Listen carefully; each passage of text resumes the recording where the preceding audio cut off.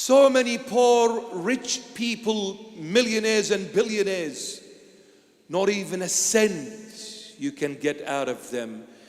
Anything you ask them for except money. When it comes to money, they will sell their own mom and dad. Greed. And greed is not just money. Greed is about everything. What is the cure to greed? Charity. Giveaways. Because they are used to receiving. Don't be a receiver, be a giver for a change. To this, the Lord Jesus said it in a very humorous way. By the way, the Lord has a great sense of humor. He doesn't joke, but He's got a great sense of humor. He's serious, but in a nice way. Not in a complicated, unbearable. No, He's got a sense of humor. You talk to Him, He can make you smile and laugh, but in a very holy way. Yeah, it's beautiful. So the Lord gave an answer in a very humorous, beautiful way. He said, when you come to give a donation, to do a charity, don't let your left hand know what your right hand is doing. What is the Lord literally saying here? He said, don't use both hands when you come to give money to a street beggar. I was walking and I saw someone sitting at the side of the road. I felt sorry for that person. I came to give him something. He said, when you come to give that person something, don't use both hands. Why? Because if you use both hands, you'll start going through the notes in your wallet. You'll start counting. Oh, there's 100, there's a 50, there's a 20, there's a 10, there's a 5. I'll give him the 5. He said, don't let your left hand know what your right hand is doing. He said, use one hand. One hand is like this. Oh, it's 100. Oh, my heart is broken. Oh, man, if it wasn't the Lord watching, I would have buried you right now. You just took my $100. I was going dinner. Give the $100. Your heart broke. Well done.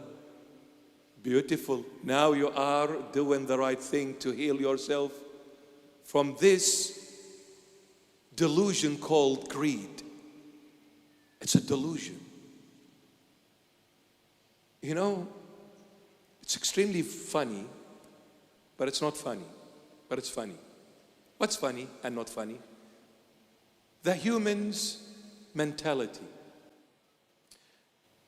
When we grow older and start fathoming things, understanding, comprehending things, we all come to this realization, this reality. We're all mortal beings. We're going to die one day, true or not? Right? I don't need to go and get a university degree to find out if I'm going to die or not. I know. The moment I grow older, I know. Where is my dad? My dad gone. My physical dad, my earthly dad, long time ago. May God rest his soul in peace. Gone, like so many people. We all know we will go from this world one day. May God bless you and give you a very long life. But we will go. We all know that nothing in this world is ours. These very clothes are not mine. This very cross is not mine. This very place that I stand on is not mine. That very chair or throne or whatever you want to call it is not mine. This very church is not mine, yet I'm a bishop. And people come and say, let's go and see the bishop at this church. This church is where the bishop is, but none of it is mine. The car I drive is not mine. The house I live in is not mine. Nothing is mine. Nothing. But yet, I live this delusion. I live this dream that everything is mine. When I chase materialism and hold on to it when I become so greedy, greediness leads me to blindness. I become blind. Spiritually, I'm blind.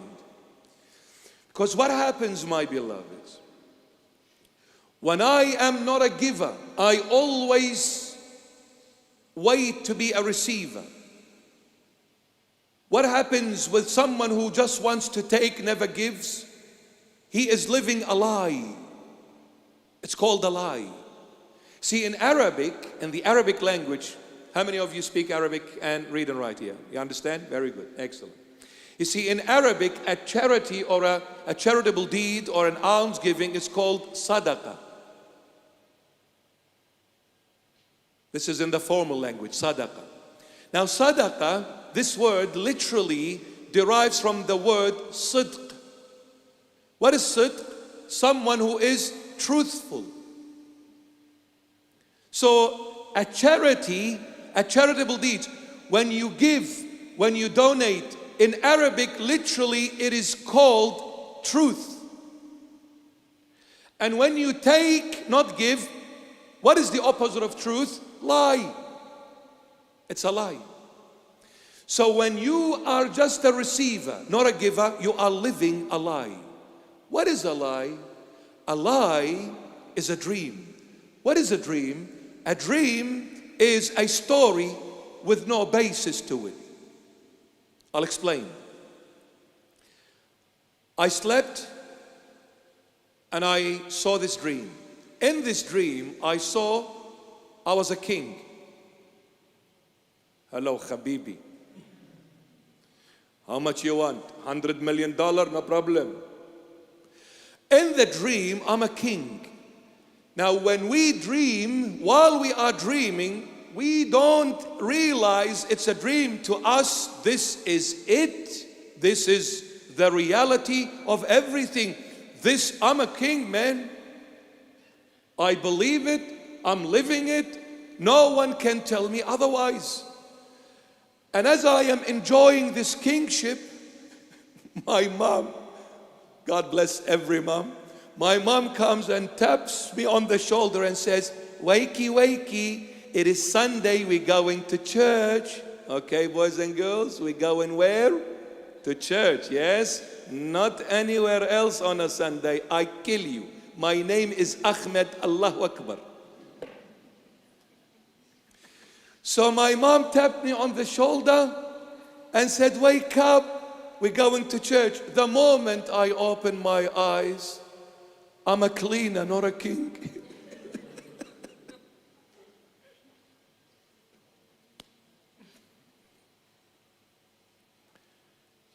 What is a lie is a dream. What is a dream? A story with no basis. King David says, the life of every human is like a dream at the awakening. Our life, King David says, our life is like a dream at the awakening. Because at the awakening, everything I believed in, everything I held on to was nothing but a big lie. See, the moment I woke up, everything was gone. It is exactly as so. The moment the spirit leaves the body, everything here was nothing but a big lie. I had a mansion, gone. I had a Lamborghini, gone. I had $100 billion in the bank account, gone. I had, gone. Before I blinked my eyes, it was nothing but a lie. Why are you greedy then? Think, my dear friend. So sad. Some of these people in this world, the amount of money they spend so crazy on silly things, they could have saved and gave so much to so many people in desperate need.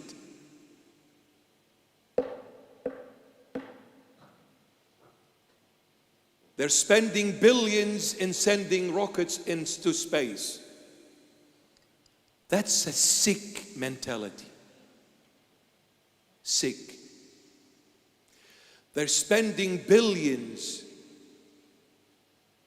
and billions on weapons of mass destruction. And they are boastful about it. What a joke. You come to these superpowers of the world. They stand there with great pride and they say, we have nuclear warheads.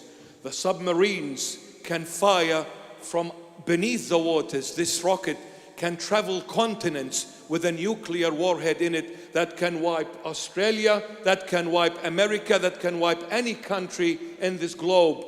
Wow, you are a genius, my dear friend. So you spend billions upon billions upon billions of dollars of creating these nuclear warheads in order to kill yourself with it. What a genius you are. Why? Greed. Why didn't you feed the people in Africa? No, I don't want to feed them. Why? Because I don't want them to be healthy. I don't want them to be strong. I want them to remain slaves to me. Slaves. Why did you go into the Middle East and create war built on a big lie? Hey, listen, mate. I come from Iraq, huh? You can't lie to me. But not just because I come from Iraq, you can't lie to me because I come from Jesus Christ. That's why you can't lie to me. My Lord tells me who you are.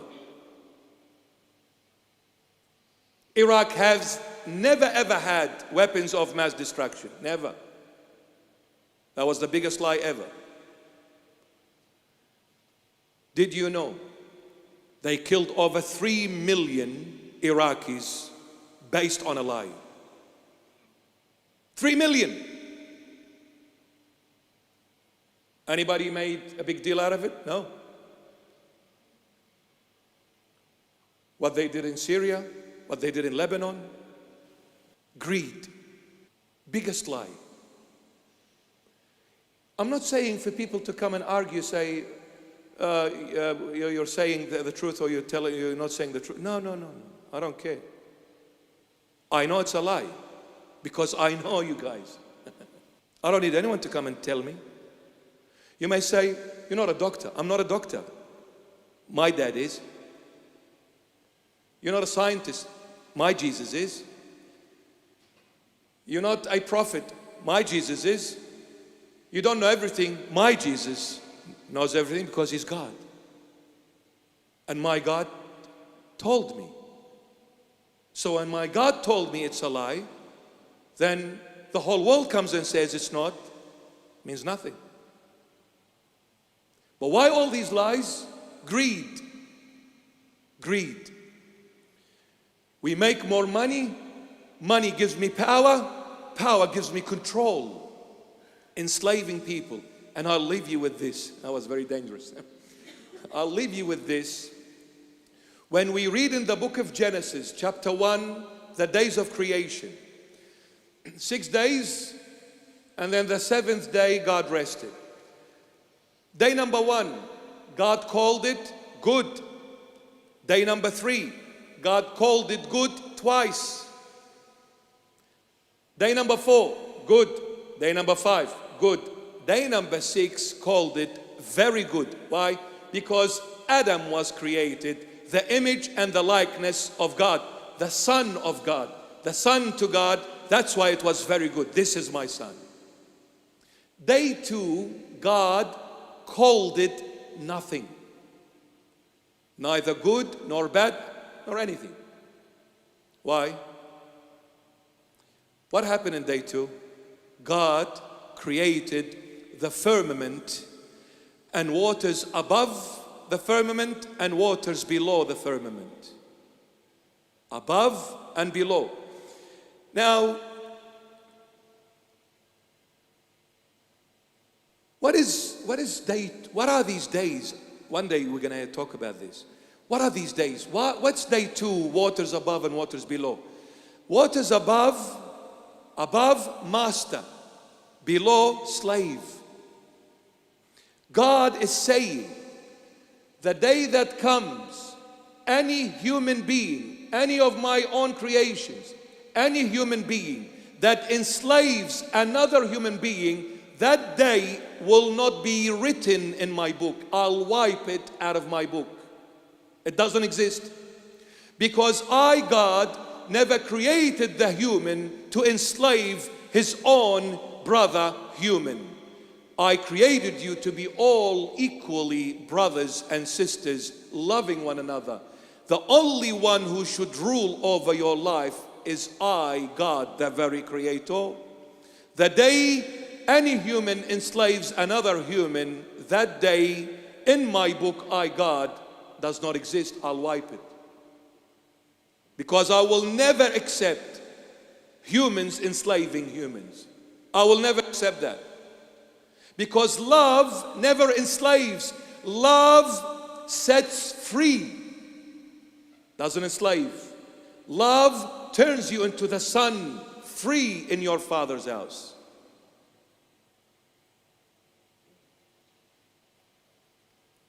But greed made the human enslave his brother human. Greed. Break it with a charitable deed.